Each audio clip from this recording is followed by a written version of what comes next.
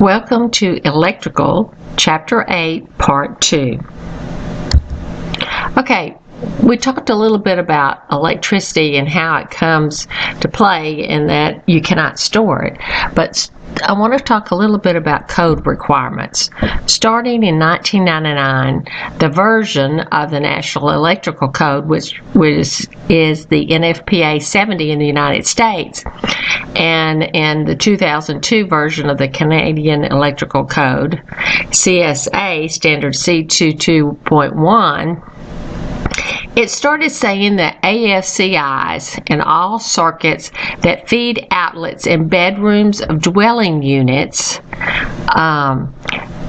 must look at required typical accomplished by using a kind of circuit breaker defined in UL 1699 in the breaker panel that provides combined arc fault and overcurrent protection. Not all the U.S. jurisdictions have adopted this requirement of the AFCI requirements of the NEC as written. So I want you to kind of understand, and we're going to go over. So what it's saying, this arc fault is going to, circuit breaker is going to be put in place to protect people. And you're going to learn and understand a little bit more about it. Okay, an arc fault circuit interpreter is a circuit breaker designed to prevent fires by detecting an unintended electrical arc and disconnecting the power before the arc starts a fire. Now, it's kind of the most leading causes of household fires. Each arc faults in a home.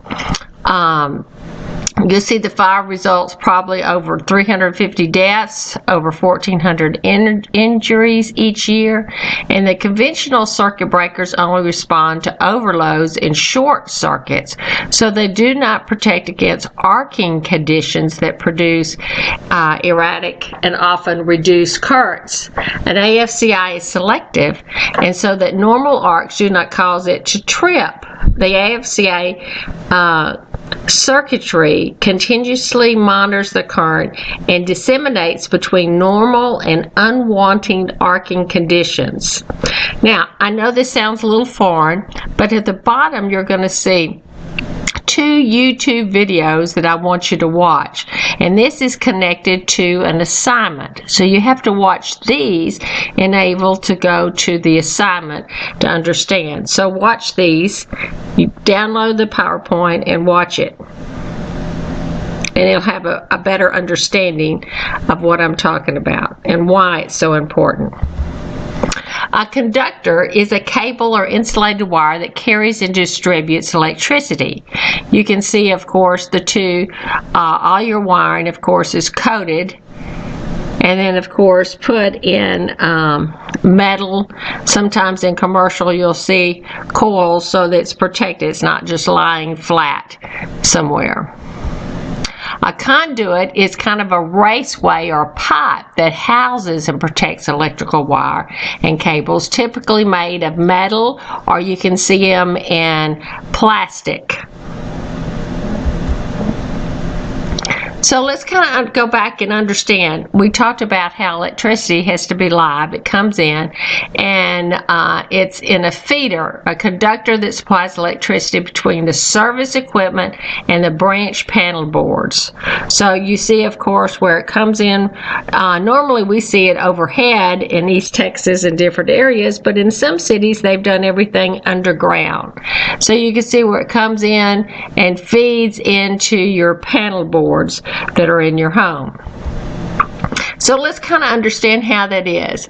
Electricity is going to distribute. You see the big wires that are coming through.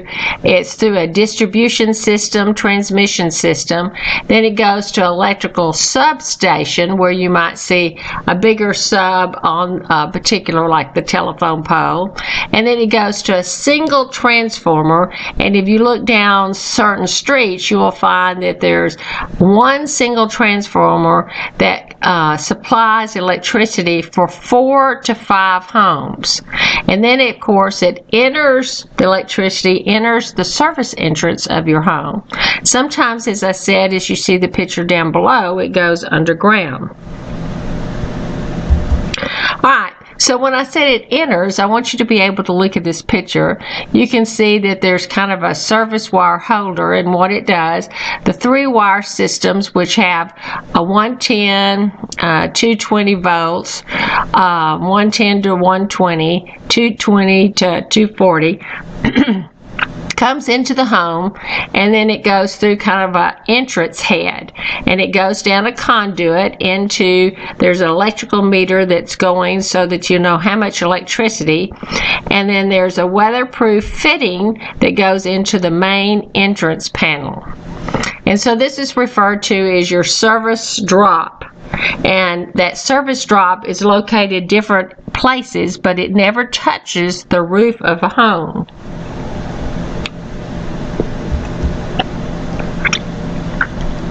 The underground service entrance is basically the same. Everything's coming up from underground, and normally it's buried at least a minimum of 36 inches, so that if somebody's digging something in, they're not going to hit a conduit. But a lot of times you have to, of course, get that approved. You always see the electrical company on the TV is always saying, please let us put notifications where your wire are, or mark those so that way you will not dig and hit the electrical current. Okay, this is inside the house. So once you're at the panel box, you're going to notice that if you've gone to any job site, you'll notice in a commercial situation there are pre-punctured holes, and this is where your wiring is normally going through, but you know it's in a conduit of some sort so that you can see it. And then, of course, the wires will be pulled through there, and they'll go in either your outlet boxes or switch box.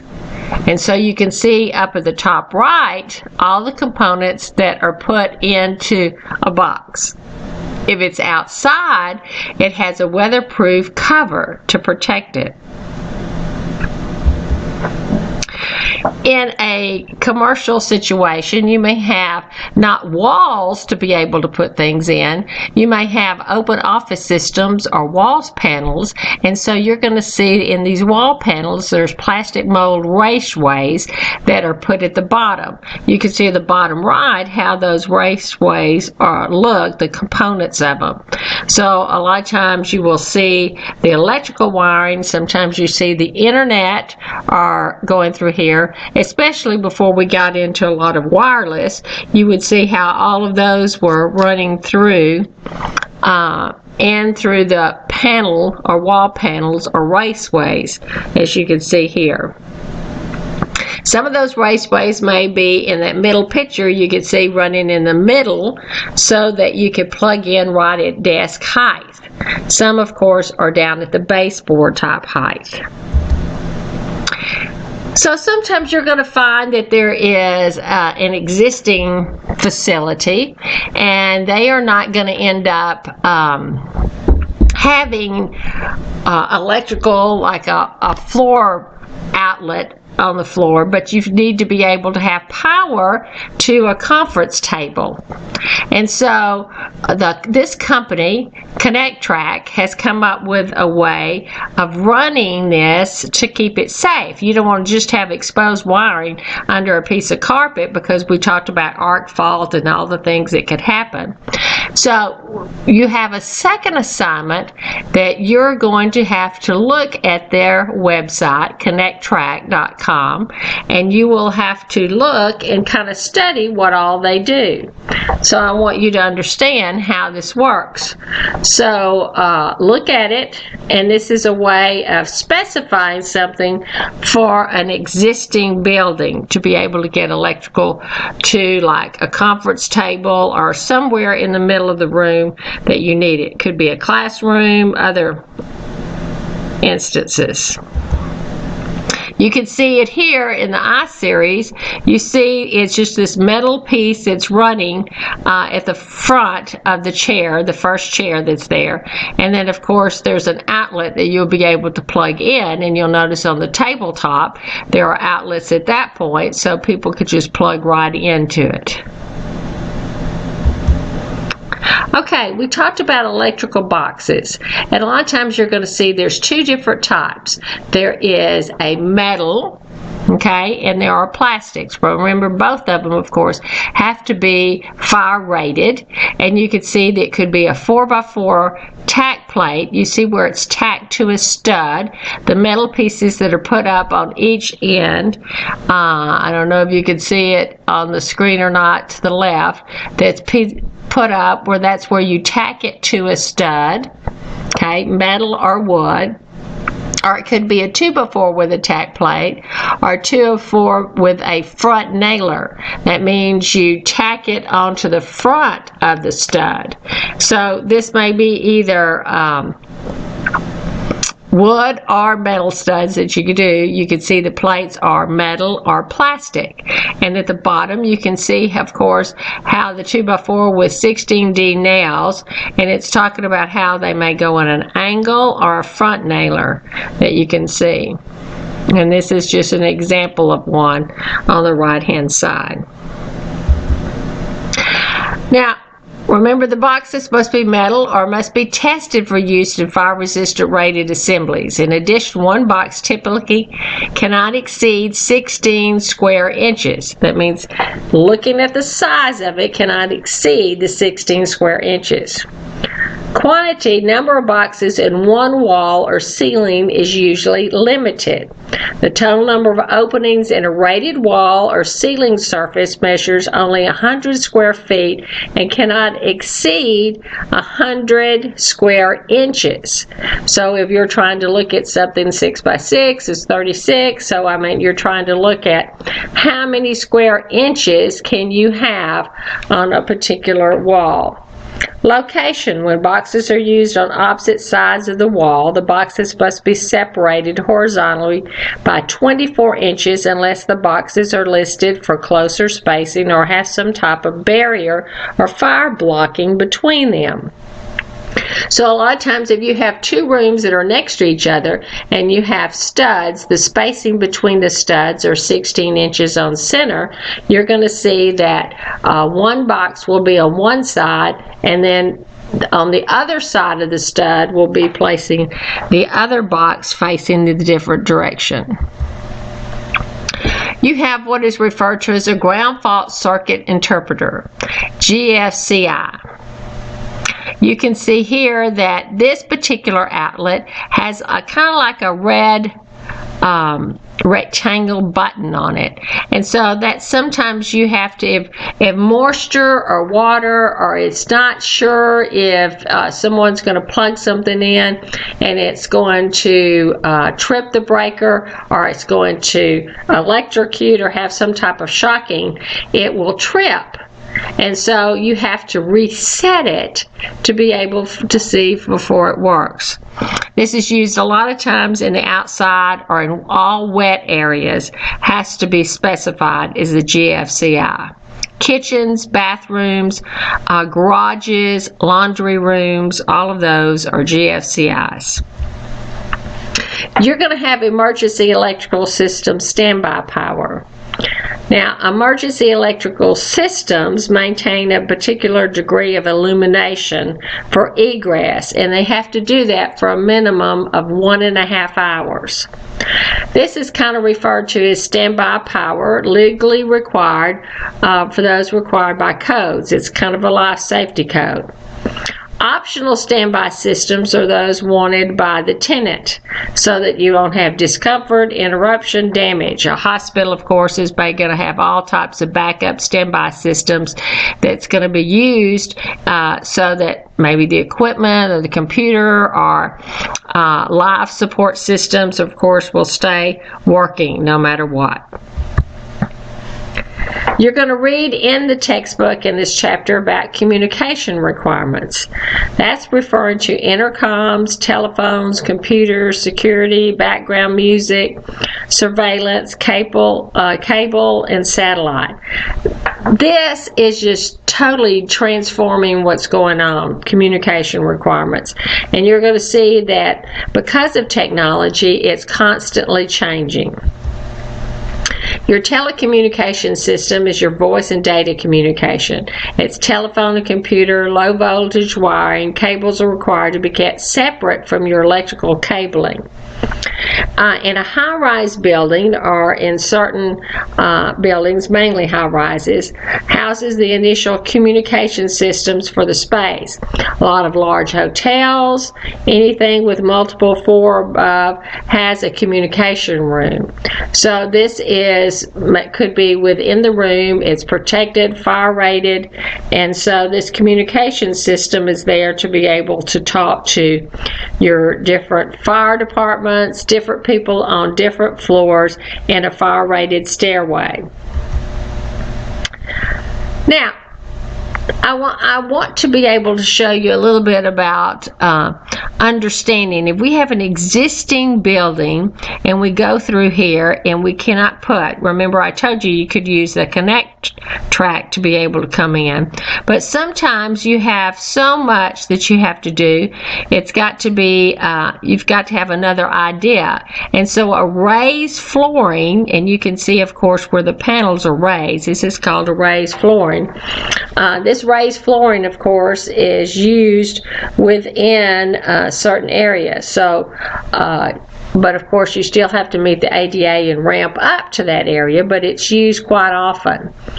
But you have to remember the maximum run of copper or cable in a communication room that if used is a maximum 300 feet. Use zone cabling to increase your design and flexibility. So this is kind of showing you, it's an old version of course, but showing you of course how you can end up putting a cable box. If you look to the right where it says dated November 4th, you can see where it runs in. It's kind of an extra portion where your electricity is going to every component or workstation within that room. Now, you're going to see all types of switches that may be used. We bring in speakers. You see how things can be controlled by your phone, how things can be controlled. Don't think everything has to be a toggle switch where you just flip the switch up and down. But you might end up having where just a push button, or a push button that goes for different speeds of fans. The sky's the limit. And with, as I said, with technology changing constantly, you're going to see that all of these switches have a whole new look and a new life to them. Security systems. This is something that's really taken off, and a lot of times an interior designer may not work on particular systems themselves that may be integrated into your electrical systems. But they are starting now to be regulated and controlled by life safety. Sometimes you have doors that automatically lock. If you have a lockdown mechanism, if you're trying to make sure the whole school is locked down, or it could be that you totally unlock every door. So means of egress to be able to get out. We as designers are going to be working on zoning of certain things and know where doors that could be locked or unlocked may be placed, but you're going to work with a security company to be able to make sure that this is all put into place.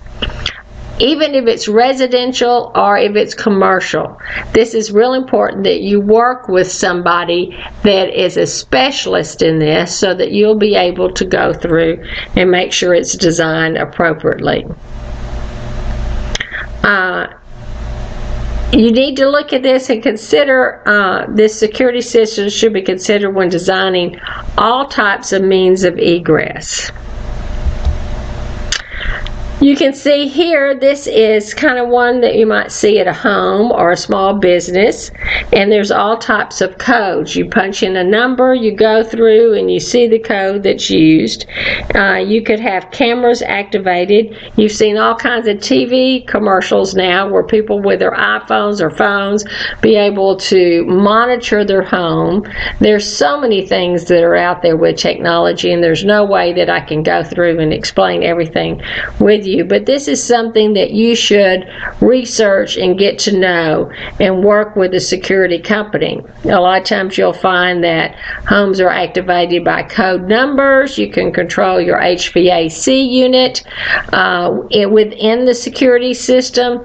There's all kinds of things that you can do within the security system. Normally those are there so that if there is a fire, it will activate even your fire department, or it'll contact somebody and they will call you, and if no one answers, there's lots of logistics that go with it. So just kind of go to any seminars that you see on this, just so that you'll kind of understand. A lot of times that security systems, as I said, go into have a panic attack system. They may be connected to fire alarms. You could end up having nurse call systems if you're in a hospital. Emergency lighting could come in. A intruder alarm, if someone breaks a glass or a window, the alarm system may go off. And so there's all types of door intercom system, so that if somebody is on the other side of the door, downstairs, they could hit a button and it could go to your apartment, the intercom, to say, I need to be able to have access into the front door. So you're going to see all types of access control systems that could be within. So I hope you go through and you read this chapter thoroughly to kind of understand. I'm not going to go into as much detail and kind of specifying everything, because I want you to read the chapter over and over, and there's lots of questions that you could find within that. So I hope you enjoyed this PowerPoint.